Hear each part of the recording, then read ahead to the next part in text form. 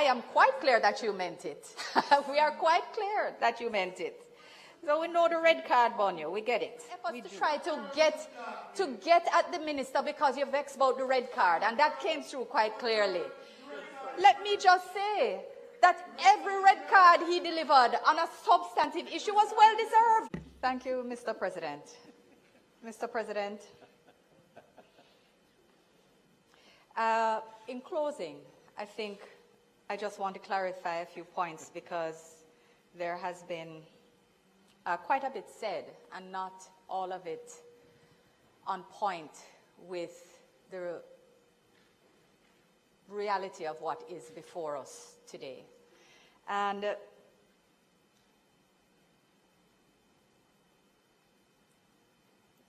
you know, there are a few things that concern me, but I won't detain this chamber unduly with them. I will try to remain focused on just a few points. One is an inaccuracy which was uttered by Senator Brown, where he said that the minister is now saying that the bill is unconstitutional. And this is his interpretation of the Memorandum of Objects and Reasons. And I want to say that that is not what the memorandum purports to say. I explained earlier that the statutory expenditures do not need to be in the Appropriations Act because they are already ostensibly voted on before, because the House has approved the legislation which provides for their expenditure. This is how it works.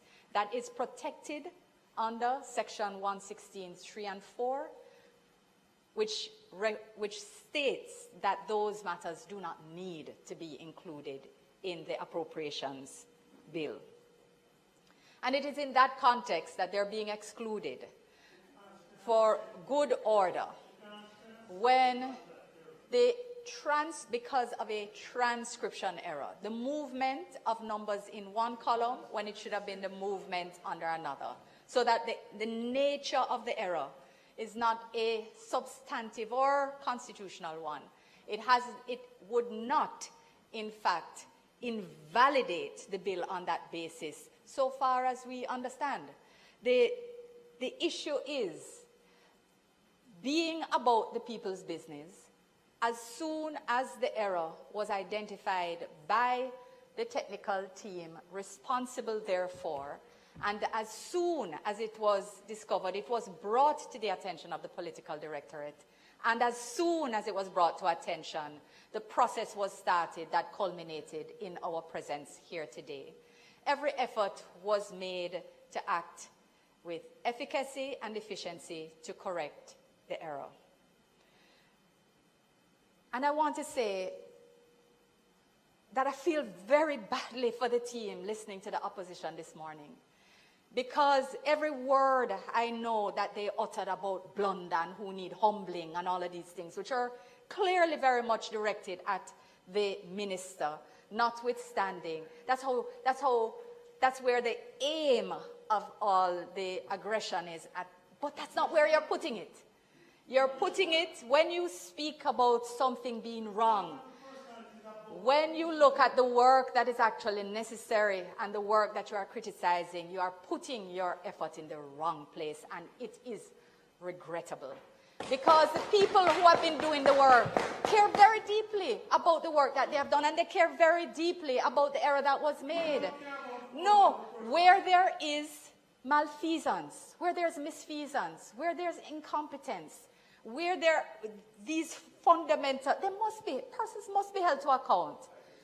But where an error has been made, it is an error, and we are here to correct it. And I think your efforts to try to get at the minister because you're vexed about the red card, and that came through quite clearly. Let me just say that every red card he delivered on a substantive issue was well deserved.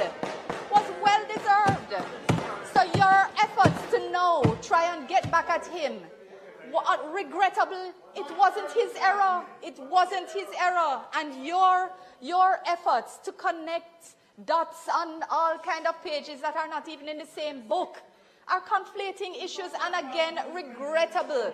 I am answering, I am not defending, I am answering. I am defending the irrelevant and unfortunate comments which you have made this morning under disguised. Senator Brown, you know that people allowed you to talk. Senator Bunting, please allow the minister to speak. Your unfortunate comments, disguised as debate, are what I am responding to this morning, in defense of the civil servants who I know feel very deeply about the error that was made. And they have acted as best as possible to correct it. And when Senator Brown said that what would have been required to pick up this error would have been not going through the 3 pages, but going through the 1,000, and the refusal of Senator Brown to recognize that shows his lack of understanding of the process that resulted in this. The transcription took place in the estimates of expenditure, which is the big book, and that was the point that was being made. So I just want to say, Mr. President, you know, sometimes I'm very willing to just paper over. Senator Brown, will you stop it? You already get a warning from home about interrupting people. I'm going to repeat it. Calm down, man. Mr. President, let me do that. Let me do that, Mr. President. It's something that I enjoy, talking to you. So let me continue along that road. Yes. But it was, I think, you know, I'm not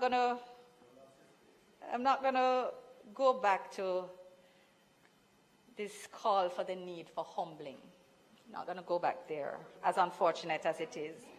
And I am quite clear that you meant it. We are quite clear that you meant it. So we know the red card, Bonio, we get it, we do. But the issue which is before us today is about ensuring that we're able to address the people's business. The one issue that I want to correct before I sit so that we can complete this process was, just for the record, to state that states of emergency have not been declared unconstitutional, despite the continued repetition by, that's what he said. No. And if he said that once, he certainly said otherwise. And I understand your need to defend as well. I get that. No, I heard what he said and I wrote it down, and we can check Hansard next week for whoever has the time or the energy. But I want to just say, Mr. President, that there was no effort here to make this matter appear trivial. It's an important issue. It's the Appropriations Bill, and the government has not sought to treat with it otherwise. It is, in fact, why we are here so quickly and why the efforts have been made to move with alacrity to ensure that warrants can be issued as appropriate, so there is no disruption of the government's business. I want to, in that context, thank the technical team that identified and corrected the error, the members of the CPC and Legal Reform, who ensured that the amendment bill was drafted together with the members of the Ministry of Finance technical team to ensure that the corrections placed before us today stand us in good stead.